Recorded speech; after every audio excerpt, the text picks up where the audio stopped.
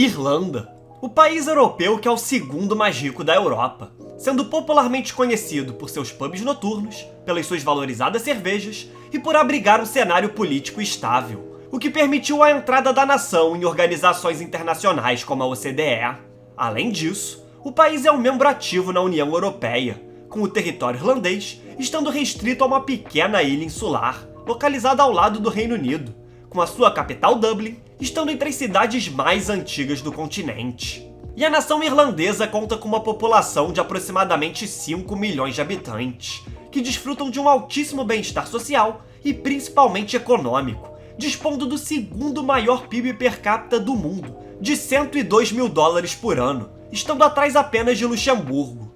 E nesse vídeo, vamos entender como a Irlanda está se tornando o país mais poderoso da Europa, passando de uma nação pobre para uma economia altamente avançada mesmo sem recursos naturais. Para entender a atual situação da Irlanda, precisamos primeiro retornar para 1922, quando o país se tornou independente do Império Britânico. Naquela época, a economia irlandesa baseava-se no setor agrícola, o qual correspondia a 90% das exportações da nação, tendo o Reino Unido como seu principal comprador. No entanto, o país sofria com sérios problemas estruturais, com baixos salários e um alto desemprego, que levou a muitos irlandeses a emigrarem para outras nações, em especial para os Estados Unidos. E esses problemas da Irlanda tornaram-se ainda mais graves com o início da crise de 29, quando o capitalismo internacional entrou em uma grave recessão, e com isso, a grande maioria das economias globalizadas entraram em declínio, incluindo a Irlanda, que na época viu as suas exportações despencarem. E assim, o governo irlandês propôs a política dos nós mesmos, baseada nos princípios soviéticos,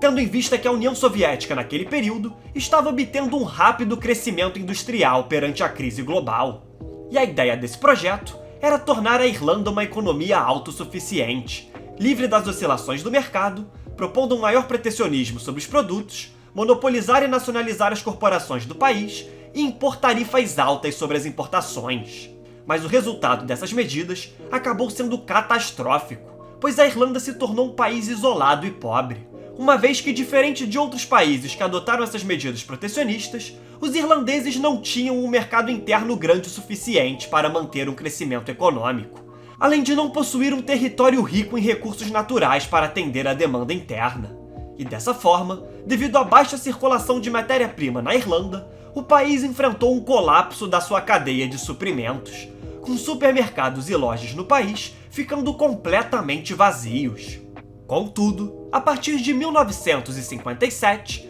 a situação parecia estar mudando, pois o governo irlandês iniciou o processo de abertura da economia, pretendendo reverter a crise interna do país, levantando barreiras comerciais e permitindo a entrada de capital estrangeiro, com o objetivo de intensificar os investimentos do setor privado na nação. 2 anos depois, em 1959, houve a criação da Zona Econômica Livre de Shannon, com o objetivo de atrair empresas multinacionais para investir no país, como o caso da Apple, que em 1980 estabeleceu a sua sede na região. Nesse período, a economia irlandesa experimentou uma recuperação rápida no mercado internacional, com o reflexo desse feito se traduzindo em déficits orçamentários controlados e juros que raramente ultrapassavam 2% ao ano.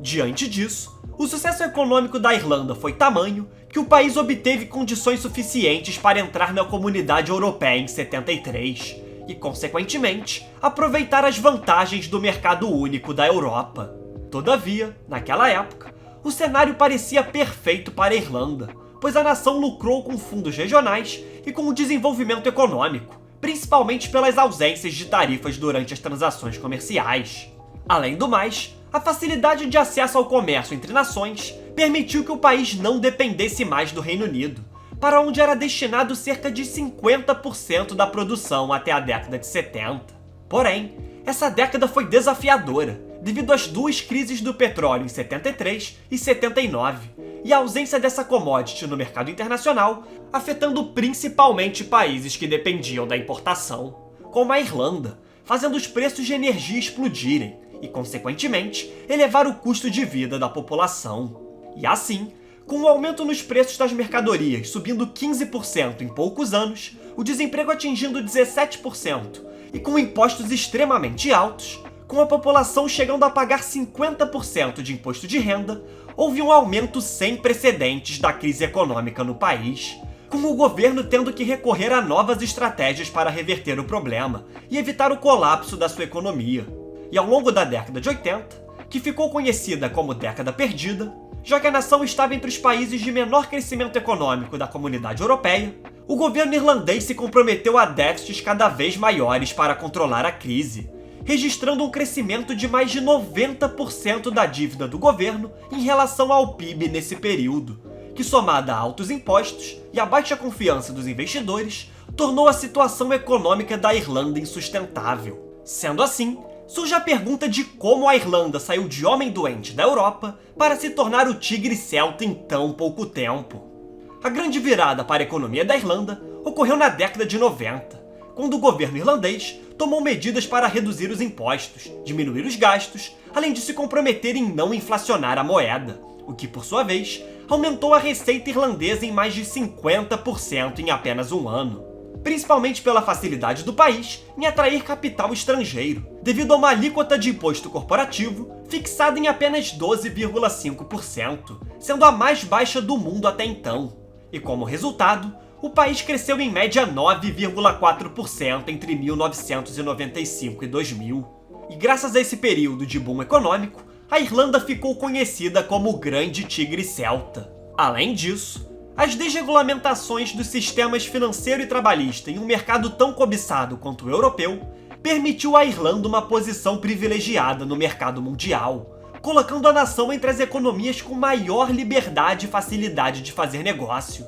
o que, por sua vez, fez o país atrair grandes multinacionais como o Google, a Meta, Dell e a Amazon, que estabeleceram a Irlanda como a sua sede fiscal, tornando o país a base europeia das multinacionais americanas. E dessa forma, essas empresas transferiram boa parte dos seus lucros bilionários para a nação, devido aos baixos impostos sobre rendimentos, tornando a nação irlandesa um grande paraíso fiscal. No ano de 2015, a economia do país registrou um crescimento histórico no PIB de 24%. Com os investimentos estrangeiros na nação saltando de 31 bilhões de dólares para incríveis 101 bilhões de dólares no mesmo ano, com estimativas apontando que, caso a Irlanda continuasse nesse ritmo, a sua economia seria maior do que a da China até 2037. Entretanto, a realidade é outra, e esse número só foi possível devido às inconsistências na medição do PIB, com grande parte dessa taxa de crescimento sendo representada principalmente pelo lucro das multinacionais,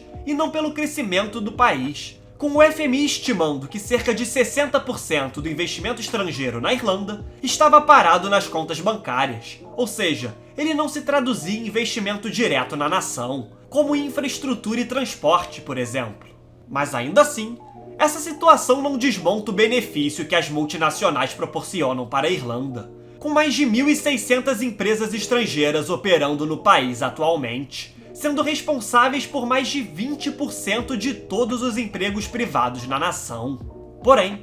muitos parlamentares irlandeses discutem se devem ou não aumentar as taxas de imposto corporativo, que atualmente se encontram em 12,5%, mas com o aumento iriam para 15%, representando um rendimento aproximado de 150 bilhões de dólares a mais para os cofres irlandeses, com tal ação tendo como objetivo reduzir os esquemas tributários das multinacionais no país. E diante do debate, existem dúvidas quanto ao futuro da economia da Irlanda e a possível fuga de empresas diante do aumento dos impostos. Por outro lado, é válido mencionar que muitas dessas empresas investiram bilhões de dólares na nação, como é o caso da Apple, que atualmente possui um patrimônio em torno de 120 bilhões de euros na Irlanda, tornando extremamente difícil a retirada desse investimento. Outro ponto que vale mencionar é que, com o sucesso econômico irlandês, o país se tornou muito atrativo para imigrantes, especialmente brasileiros, onde desde 2016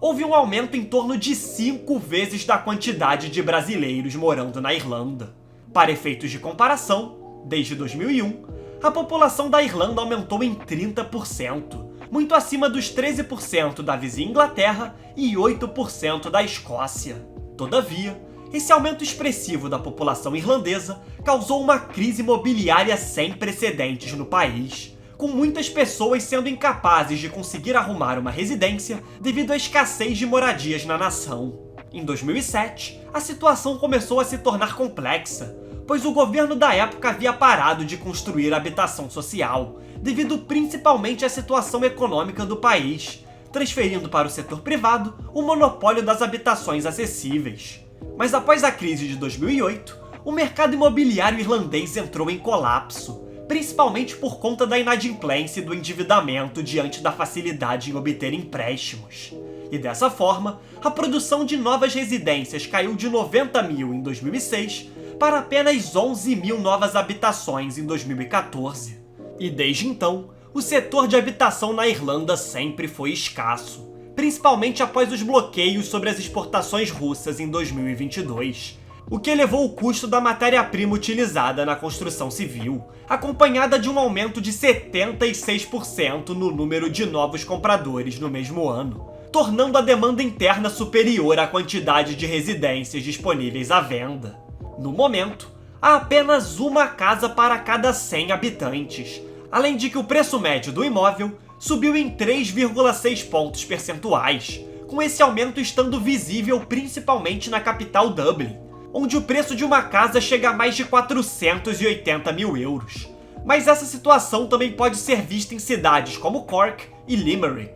onde os preços ultrapassam os 340 mil euros. Porém, esse problema no setor imobiliário está atrelado com a capacidade da nação de atrair pessoas, investimentos e negócios, tornando-se não apenas uma das mais importantes da Europa, como de todo o planeta, principalmente no que tange à capacidade em se tornar o alvo de grandes corporações multinacionais, que graças aos altos investimentos, permitiu que a Irlanda acumulasse mais de 1 trilhão de euros em capital estrangeiro em 2021. E esse fato concede à Irlanda vantagens que nenhum outro país conseguiu desenvolver, com a nação sendo capaz de influenciar o rumo de inúmeras corporações e potencialmente determinar o futuro da Europa, visto que a Irlanda se tornou a principal entrada dos bens de tecnologias e serviços na União Europeia. Portanto, ao longo da história, a nação irlandesa passou de um país pobre do terceiro mundo para uma economia altamente desenvolvida,